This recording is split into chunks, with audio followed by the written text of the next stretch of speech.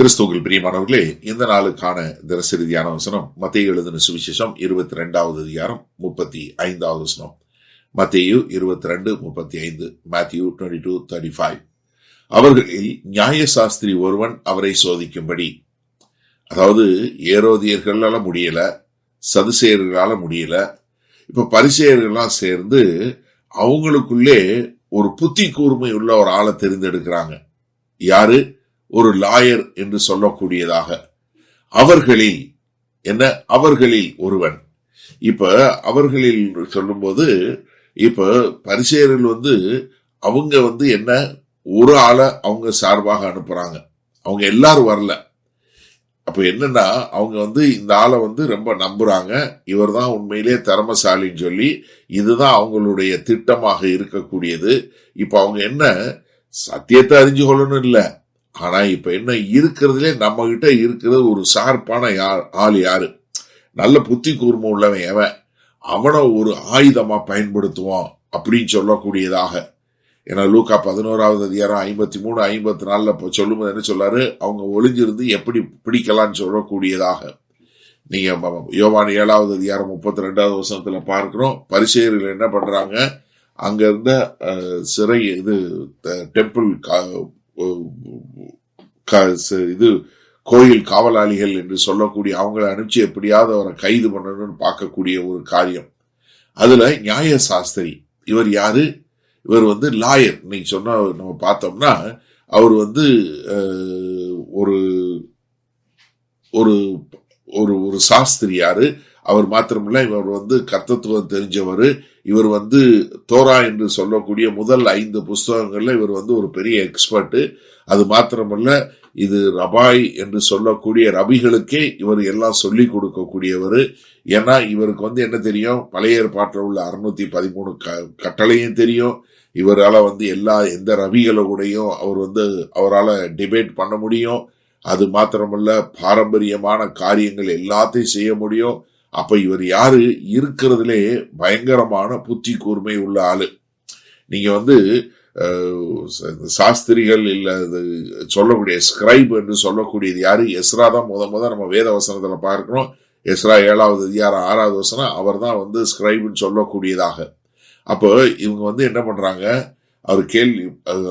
அவரை சோதிக்கும்படி, எப்படி அவரை சோதிக்கணும்னு தான் வராங்க ஒழிய அவற்றிலிருந்து என்னன்னு கேட்டு தெரிஞ்சு கொள்ளணும் இல்லை. ஏன்னா அவங்க அவங்க கேட்கக்கூடிய கேள்வி என்னன்னா, என்ன கேள்வி கேட்க போறாங்கன்னா, அதாவது ரபிகளுக்குள்ள கேட்கக்கூடிய ஒரு பெரிய கேள்விகள். ஏன்னா அவங்க ஒரு சிலர் மோசையை ரொம்ப தூக்கி பிடிக்கக்கூடியது, ஒரு சிலர் பிரமாணங்களை தூக்கி பிடிக்கக்கூடிய காரியம். நீங்க மார்க் 12வது அதிகாரம் 28வது பாத்தீங்கன்னா இதே கேள்வி கேட்கப்பட்டிருக்கிறது. அப்ப இவங்க என்ன கேட்கிறாங்க, அவங்க அவரை சோதிக்கும்படி, அவரை எப்படியாவது, ஏன்னா சாத்தா மத்தேயு 4வது அதிகாரத்துல சோதிச்சான். பரிசேயர்கள் விவாகரத்தை பத்தி மத்தேயு 19வது அதிகாரத்துல சோதித்தாங்க. இப்ப மறுபடியும் சோதிக்கும்படியாக அவர்கிட்ட வர்றாங்க. சரி, இந்த நாள்ல இந்த வசனத்தை நம்ம எப்படி எடுத்துக்கொள்வது? இப்ப என்னவே எப்பவுமே நமக்கு எதிராக வர்றவங்க ஒரு வலையை பின்னிட்டு தான் வர்றாங்க. ஏதாவது ஒரு தப்பான ஒரு ஏதாவது ஒரு கேள்வியை கேட்டு இவரை தப்பா பேச வச்சிருவோம். இன்றைக்கு நம்ம வாழுகிற இந்த சோசியல் மீடியா காலம், அதாவது நீங்க இப்ப நீங்க பேசக்கூடிய ஒரு செய்தியில ஏதாவது ஒரு 30 நிமிஷத்தை மட்டும் தனியா எடுத்து வெட்டி ஓட்டி நீங்க சொல்லாததை சொன்னது போல மாத்த முடியும். நீங்க என்ன சொல்ல வந்தீங்களோ அதுக்கு எதிர்மறையான கருத்து நீங்க சொன்னதா மாத்த முடியும். இப்ப அப்படிப்பட்ட ஒரு காலகட்டத்தில் நம்ம வாழ்ந்து கொண்டு இருக்கிறோம்.